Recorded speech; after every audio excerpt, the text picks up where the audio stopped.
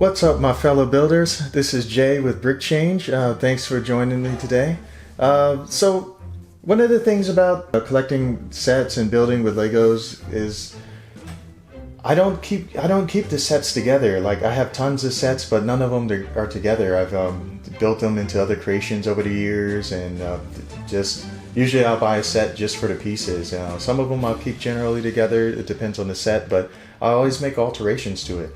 Now, every now and then, well, a lot of times, most sets are really cool, but this set especially was really cool. This is Vonreg's TIE Fighter. Well, it's a TIE Interceptor, but they say TIE Fighter on the packaging. But anyways, this when I saw this set, I was salivating. I mean, it's beautiful. It's the colors on this are stunning. Just the way they constructed it is wonderful. Now, just from looking at it, you can tell something's funny about that TIE Fighter. That doesn't look like the one on the box, and you would be correct, because as I said, when I get a set, I like to modify it and make it more to my taste. And let me show you some of the things I've done to this guy.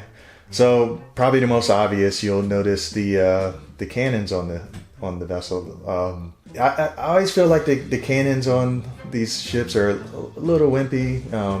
I don't know what your opinion on it, so I like to add a little touches of color and make them a little more powerful looking.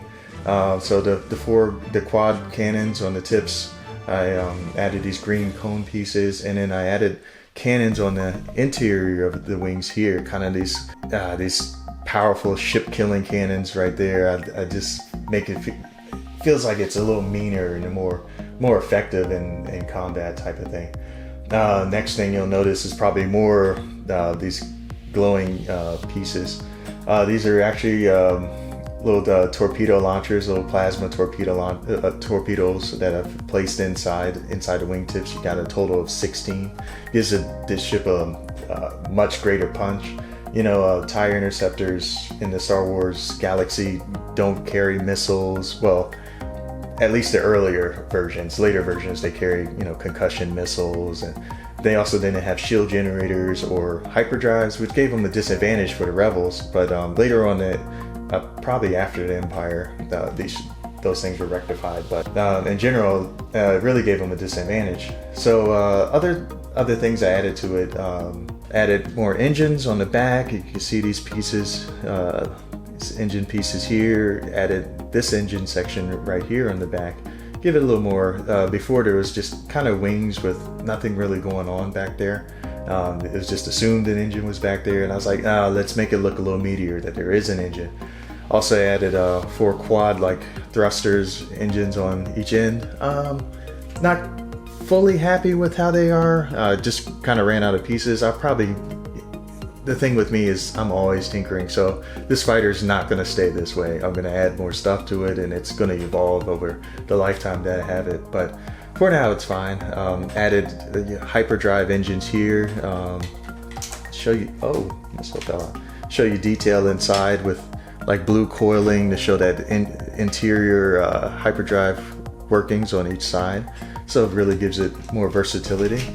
Close that up. I don't quite remember where that piece popped off of. I know where this piece popped off of. Actually, since that piece did pop off, I also added missiles underneath here. Just slung underneath the wings type of thing. Gives some more punch.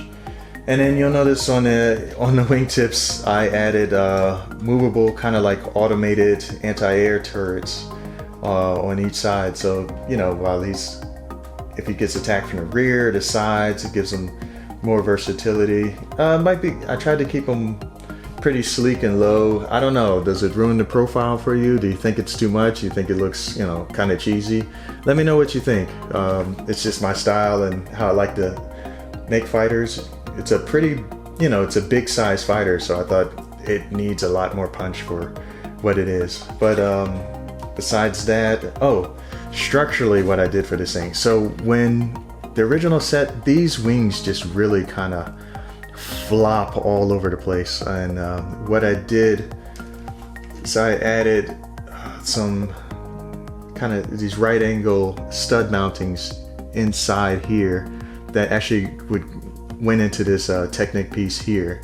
on the top and on the bottom, so it really stabilizes, because the wing was really just held together by this one Technic piece going inside the interior. So I added on both sides here, and this thing feels so much more solid. It was just a really quick fix. Makes it good. Cockpit I kept mostly the same. There's Mr. Vonreg himself inside. And the only other thing I did on the interior is I actually added like a little power reactor on the inside, so you can see those blue translucent pieces, kind of like a plasma holder inside there, and so you can power this thing and all the weapons on it, and makes it a little more menacing. And I thought that was cool. And lastly, on the back, these blue pieces, they're kind of like a shield generator. Gives the fighter more protection, more versatility.